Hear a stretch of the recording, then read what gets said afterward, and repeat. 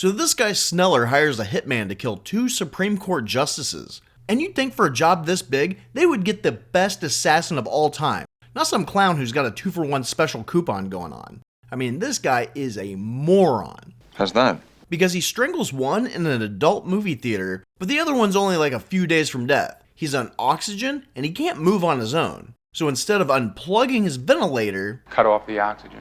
he shoots him and his nurse in the head. They couldn't think of a better way to kill him? Well, he could have killed Jensen any way he wanted, and it really wouldn't have mattered. But with Rosenberg, he could have just smothered him with a pillow. But what they really needed was more time between the murders, so no one would go looking for a reason to connect the two. It's not a coincidence. And that's when we meet law student Darby Shaw, who finds out about the murders at the same time we find out she's banging one of her professors. How old is she this time? 24. Well, Professor Callahan used to clerk for the old fart, and now he's sad. So she decides to look into the murders with all the extra free time law students at major universities have. I notice you don't study too hard. Bingo. So she tries to find a connection between the 2 judges that were from different sides of the aisle. Because her creeper old fart of a boyfriend is sad that a dude that was already dying is dead. Why kill him now when he had so little time left? She also doesn't notice that he fell off the wagon and is drinking again. You're here to study law, not keep me sober. She's skipping all of her classes and spending every single waking moment trying to figure out who did this for his creepy ass. And he's like, you know there are people much smarter than you working on this, right? You have some obscure suspect unknown to the FBI and the CIA and Secret Service and 10,000 police departments? You're a dick. But apparently there's only one thing they agree on, and not another single person in the entire world thought to look for it. That's what they should be looking for, you know. Decisions on which the 2 of them agreed. After careful consideration, I've decided not to endorse your park. So have I. But she lets him read a report that she typed out for fun, and he leaves to go to Rosenberg's funeral. In DC, he meets up with his friend Gavin, who works as a lawyer for the FBI, and he gives him a copy of her book report. Your girlfriend has a theory? The next morning, this reporter Gray Grantham gets a phone call from someone who might know who killed the judges. But when he asks him questions, he hangs up. But Grantham looks up where Garcia called from and stakes out the phone booth. Later that day, Garcia calls back to tell him that he hasn't decided to tell him anything yet. But now Grantham can follow him and find out if he's a lying liar face or not. But he loses him when he can't hail a cab. See, that's racism. That's what Jesse Jackson was talking about. At the White House, the president's chief of staff is given the book report. And even though the FBI thinks it's a bunch of crap, because of Cole's reaction, they're going to investigate just to fuck with him. Good. Cole then goes to see the president to let them know that the book report indirectly makes them look bad and it could hurt his re-election campaign. And the odds are it's gonna work. Back in New Orleans, Darby and Callahan are out for dinner, and the professor says that he just wants to stay drunk for the rest of his life, to which Darby asks for his keys. He won't give them up, so she decides to walk home. And it's a good thing that she did, because after the car won't turn over a couple times, it blows up. So Darby runs over to see if he's okay, and then it blows up again. So now she's pretty sure he's dead. That'd do it all right. Well, he got what he wanted. He got to stay drunk for the rest of his life. What, too soon? No, you beat me to it. Anyway, Darby has some police sergeants try to talk to her, but they get scared and run away when some beat cops show up. Nothing shady about that at all, especially since nobody has Louisiana accents. I mean, they really should sound like this. Oh, I noticed that peculiar bird you got parked by the road, and I was just wondering if you mind if I bring the boys over to get a closer look-see? Well, that's the point, stupid. But the real cops take her to the hospital, but she just leaves when they tell her the other cops were fake. She gets a hotel room and calls Gavin in the morning to find out who might be trying to kill her. And Gavin's wife is really insensitive. Come on, Darby. Thomas Callahan was my best friend. Turn up the TV. I can't hear Regis and Kathy Lee. That bitch. That night, Darby notices a leprechaun staring at her in the elevator. It is not a leprechaun, damn it! So she takes off running the next time the door opens. She takes the stairs all the way down to the basement, and the leprechaun just happened to guess that she wouldn't go to the ground floor like a normal person. Oh, there's a leprechaun in the basement! But she loses him by using a service elevator. I admit I don't know what the hell that thing was, but it is not a leprechaun. She then goes to another hotel, but this time she pays with cash so the leprechaun can't track her credit card. How did you find me? The wee people have their magical ways. But the CIA has already found her. You know that her theory must be right if people are trying to kill her. You think it's true? She also calls Gavin, who says he'll be in town that night for Callahan's funeral, and they should meet up. Before she's mature. I don't know if I believe that. Do you have a photo? In DC, Grantham gets a call from Garcia who says he wants to meet, but then calls back to say he can't do it. Why can't he make up his mind? Well, stories like this always have a person who morally wants to do the right thing, but thinks that if they do, they're gonna get killed. And then they fart around too much, and the bad guys get suspicious and kill them anyway. I guess they don't realize that the more people that know the secret, the safer they are. Should we tell everyone? No. But Grantham gets another call, but this time it's Darby. Now why would she call him? Callahan brought up how much he liked him when he was drunk. You know that Grantham's a man after my own heart. You take my breath away. And then she saw on the news that he was doing a story on the assassinations. Wouldn't like all of the news people be doing stories on Supreme Court justices being killed? And both of these people happened to pick him. Well, since they were killed for being hippies, maybe they wanted to call somebody who also cared about the environment.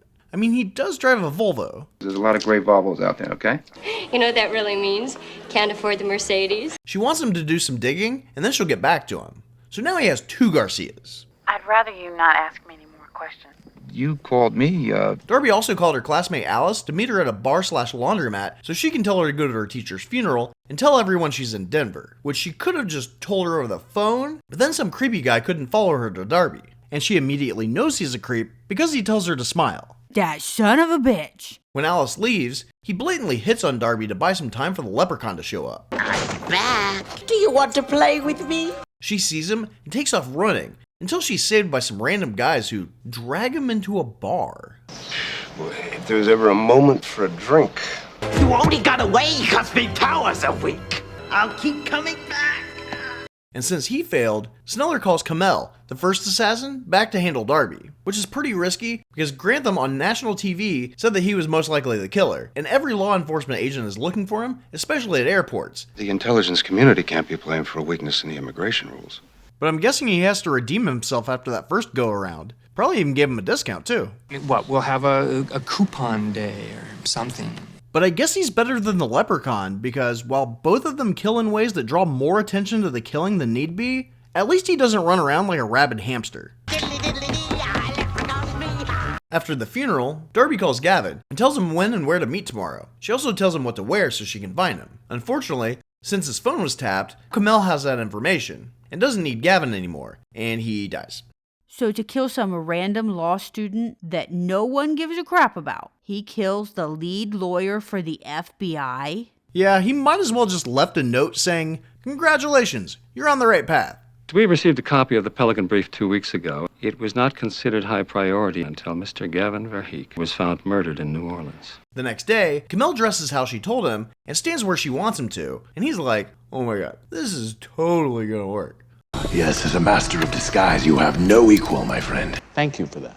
So she comes over to him, and they get in line for the ferry.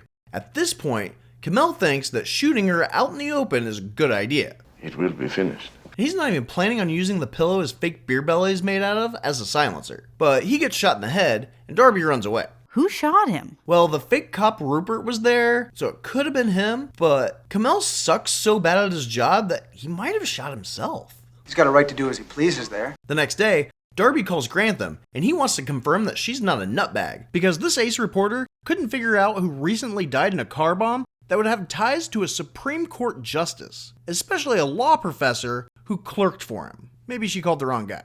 I expected more. So she tells him about Callahan and Gavin dying. Upon confirming that she's not a nutbag, he agrees to meet her in New York. He tells her that her story checks out, except for Gavin was killed in his hotel room, and not by the ferry. And she's like, okay. So she doesn't even care whose blood was all over her face. Can I please take a shower? But they sit down, and she whispers everything she knows. But luckily, this crappy 90's tape recorder picks up everything perfectly. Top of the line. Spared no expense. In DC, Cole meets up with the head of The Unit, a group that does shady shit to help the president get reelected. And now they're being tasked with stopping Grantham before he can write a story. But now that he's talked to Darby, he knows that this guy Matise struck oil in Louisiana, but some environmentalists complain that a rare pelican lived there. So whether Matise can drill there is tied up in court. It looks like it's going to go to the Supreme Court, but Rosenberg and Jensen are smelly hippies who care about protecting stuff. The environment over everything. So they were killed, so the president would appoint 2 new judges.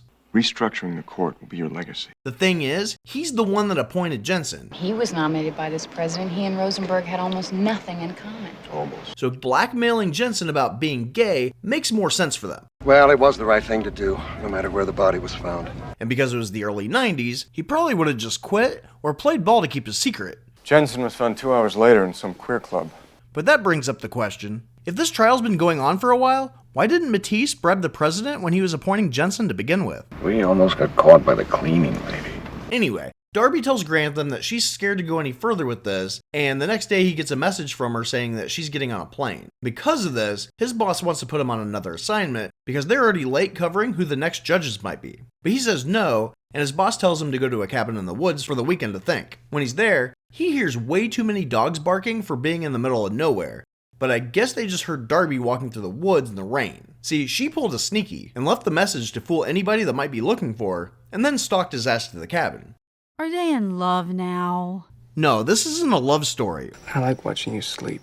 Or a murder stalking. But I'm late. This is a fake scare moment, and a look how smart I am stalking. That's classified. But it doesn't really show how smart Darby is, it shows how dumb Gray is. He said, "If this thing reaches as deep and goes as high as we think it does, these men will do anything not to be exposed."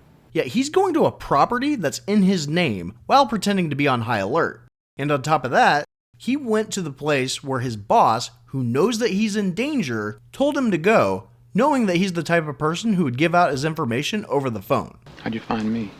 Called the paper and asked for your editor. The next day, the president attends Jensen's funeral, and then Cole tells him that he should appoint 2 hippies to the bench to prove that he's not conspiring with Matise, and then make the FBI look into the Pelican Brief. See, Cole knows that if they continue on the path they're on, he's going to take the fall, and not the president. But if the president looks like he turned on his biggest donor, Cole doesn't have to worry when he drops the soap. How do you want me to take it? Ow! It's amateur stuff, but how often does something come along that makes Cole sweat and run for cover? So Grantham meets his boss, basically so he can keep his job, and then goes to his hotel room where some guy jumps out the window and then off the roof. Don't make me come down there, you punk. Grantham runs to get a cab, but Rupert's there and follows him, but Grantham loses him in a protest. That's obstruction of justice. He meets Darby at the Georgetown Library, where they try to find some students that did internships that the law office Garcia works for, to see if they know who he really is. But none of them remember him, so their last hope is the one kid that they can't find. So Grantham goes back to the administration office, where they're like, no more info for you. But the only student there happens to know the kid, where he currently is, and is willing to share this information with a reporter without even knowing why they want to talk to him. Great! After some dead ends, their last resort is a kid who's now in rehab. So while Grantham talks to the administrator, Darby sneaks in to talk to Edward. So the intern that was on drugs is the only one that can remember him. Of course. Everybody knows drug addicts have the best memories. Is that important? Somewhat. Yeah, a little bit. He remembers that Garcia's name is really Morgan, but he's also having hallucinations, so let's hope he's right and not tripping balls. But he wasn't, and Darby goes to see Morgan, but instead meets a guy with just terrible bedside manners. Curtis Morgan is dead. They want to detain her because she wanted to talk to a dead guy, so she storms out, but bumps into the guys who hired the shitty assassins, who of course know what she looks like. Apparently, plausible deniability means nothing to these high-priced lawyers. Looking for Mr. Sneller. Mr. Sneller? That's not your real name, is it? Mr. Sneller on line 2, sir. They then go to a hotel, where Grantham calls his boss to get Morgan's address. They go to the address, where they're turned away, but Sneller and the leprechaun are watching them. Little great son of a bitch! And later that night, Mrs. Morgan calls and wants to meet. She tells Grantham that she found a key to a safety deposit box at a bank that they don't have an account at, but the leprechaun bugged her back porch and knows exactly where they're going to be. By the luck of the Irish. The next morning, Darby goes to the bank, but Sneller and the leprechaun are outside and plant a bomb in their car. Help! Help! It's happening! The attack is on! The leprechaun is attacking! There's also a couple inside the bank that keep an eye on him. Darby gets what she needs from the box, and they head back to the car. And after they look at the evidence Morgan had, Grantham starts the car, but it won't turn over. And Darby remembers the same thing happened right before Callahan blew up. So they stupidly get out and run out into the open, where the lady from the bank sees them and starts shooting. But apparently, this assassin sucks too, so they're fine. But they do eventually decide to hide behind one of the many cars, and that's when she has a chance to kill him. That redhead is really starting to piss me off. The lady somehow sees where they're hiding in the reflection of a side mirror on the next floor down, so she's gonna shoot him from above, but luckily some asshole left his dog in the car and it conveniently jump scares her, so they can run away to the stairs. But the guy from the bank is coming down the stairs, so they end up back on the floor that they originally parked on. And that's when the leprechaun turns the corner and tries to run him over, but he's not very good at his job and drives into the rental with the car bomb, and he dies. Fuck you, Lucky Charms. And then it blows up again. Burn in hell, you little green bastard! At the Herald, Grantham's boss hears that the rental car blew up, and he feels bad for like a second, and then goes back to work. But then Grantham and Darby show up, and he's like, oh, okay. What the hell's going on? You didn't tell them that it was a leprechaun, did you? Of course I did. That's what it was, wasn't it? So they watch the tape where Morgan tells him what he found, which was the paper saying that Rosenberg and Jensen needed to be retired. He also used his detective skills to determine that Matise was the client mentioned in the document. Wakefield had no other clients. So Grantham calls the lawyer from White and Blazenvich to tell him that he's running the story and gives him a chance to give his side. And he says fuck off. He then calls Cole and says the same thing, and he says fuck off. And then he calls Voyls, the director of the FBI, and he says, I'll be right there. He meets Darby, who says that she wants to leave the country, and no one can know where they're going. Why don't you go back to your home on Whore Island? But upon arrival, some dude shows up and gives him a copy of the newspaper that has the article, and we see that Grantham gave her credit on the byline. So you're the little lady who started this great brouhaha. Never fails to amaze me what a man will do. To get people to subscribe. There's been another murder. Boy, that's not fair. I think that's more than enough. You must think I'm crazy. Yes. Oh, you beautiful, you wonderful girl from the laundry. It would be better for me if you go now.